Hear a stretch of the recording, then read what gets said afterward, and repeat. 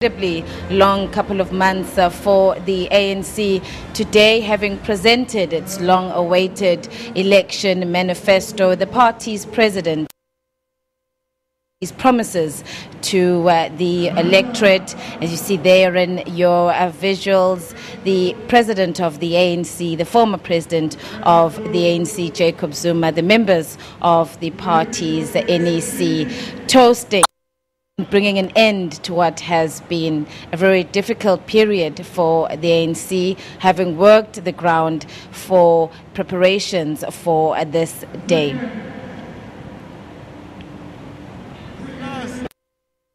To the victory of the ANC 2019 election. Yeah, Charles, keep it. Tata ANC, Tata. A toast, as it says, as they say, to the victory of the ANC. They've laid out their plans, they've laid out their promises. It now lies with the electorate. Up now, let me bring in my guests, our political analysts who are still with us, Mam Precious Lukayeni and Brian.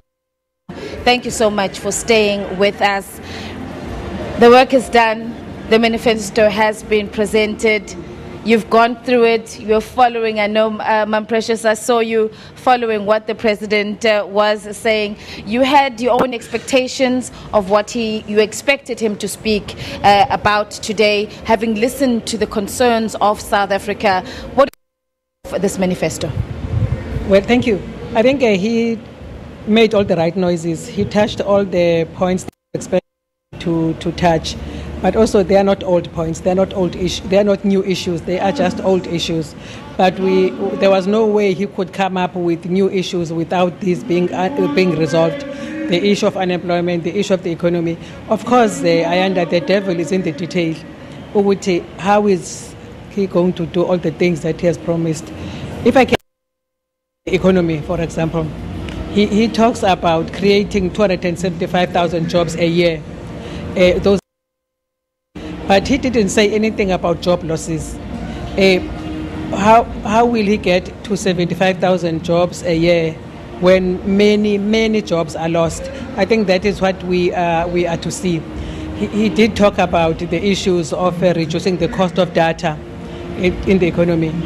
See, but we need to understand that the price of data is high in South Africa because the infrastructure is not owned by government. Maybe he's going to come up with of making sure that the infrastructure of the Wi-Fi infrastructure in South Africa is owned by government. So those are the important things that I think he did mention all the right things, but they are not new things. They are old things. Like I say, the devil is in the detail. Let us see how different is it going to pursue those this time. Brian, your thoughts, aside from the economy, of course, people were waiting to hear health, education, social cohesion, unity within the party. Did he touch on what you had expected from him? Definitely. He touched on all of what was expected of him. The issue, though, with this and where we are in terms of South Africa's development is thinking that you can continue business as usual. Things are not the same for the ANC. 2016 was a wake-up call. 2017 has been taxing on all of the high top leadership in terms of the various scandals that have been unfolding. In terms of today's statement, what we would have also expected is an intentional cry to say, yes, we're going to partner with stakeholders, but this is how we intend to engage them in a meaningful way. In the past, the ANC seems to be quite intra-party focused. It's not necessarily outwardly focused in terms of reaching out to various stakeholders and making sure that even they are aware of what the party intends to do, but also advising in a meaningful way in terms of the party policy moving forward. We think that in terms of today's statements, yes, it was fair. It's just a case of it's missing the very legwork and the how of how all of these things are going to be achieved, given that it's really nothing new. What is different? How have you been responding to the demands that have been put on you as a party, as well as a governing party in particular? Because sometimes the ANC runs the risk of speaking as though they are not in governance, they are not in charge of a large number of these structures that they speak of. When you talk about we will do this, we will do that, what have you done to this point, and how are you correcting those things? step to highlight, particularly as we are watching you to see what will unfold. At the moment, they're lucky that we haven't heard from the opposition parties, so they have at least that luxury that we're accepting their manifesto as is. But over the coming months, we're going to have to interrogate it against the opposition parties, and I'm not sure it's strong enough to stand on its own. Political parties' manifestos. Ma'am Precious, you had used the word honest when we were the manifesto before it was delivered. Coming back now, you've heard what he said. Do you think this is an honest a plan that the party has put forward? There is a level of honesty, though. For example, the president has acknowledged that the ANC has made mistakes, but he didn't mention what the mistakes are, whether he knows the mistakes. But there was that level of acknowledgement that something went wrong. But there is something that really worried me in what he talked about when he spoke about the Reserve Bank. Something that the Reserve Bank needs to adopt a flexible monetary policy. We don't know what that means and what does that do to his potential investors, because one of our strengths is the central bank and the judiciary. So if you talk about the Reserve Bank, you create a lot of uncertainty. But otherwise, yes, there was a little bit of honesty, though, of course, the detail was not there. Maybe we expected too much, but to acknowledge that mistakes have been done. Just a minute as we wrap. Brian, your final thoughts? Just one thing in terms of how they intend to revitalize they are made about making sure that our infant industries related to factories and manufacturing become more vibrant. But how do you do that under the backdrop of deals that are made internationally in terms of loans that we acquire, other sorts of investment? So there's no real juxtaposition of the current economic environment that we find ourselves in. We're currently at junk status. So how do we move on from that point onwards? All right.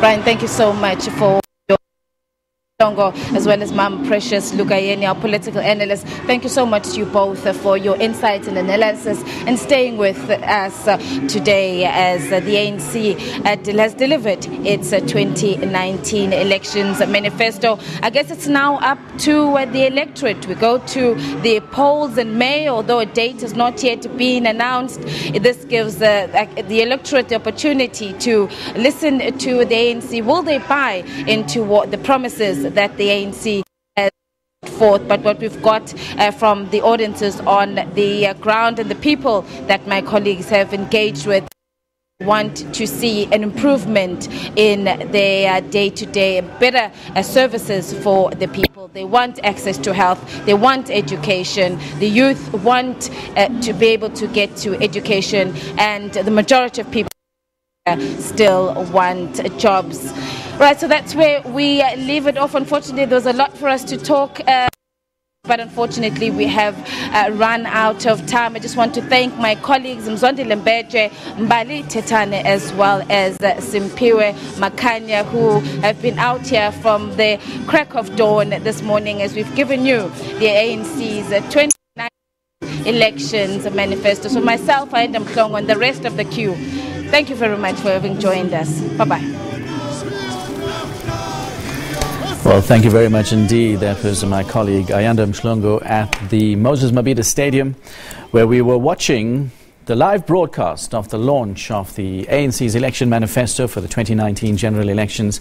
ANC President Cyril Ramaphosa has just presented the manifesto at a packed Moses Mabhida Stadium.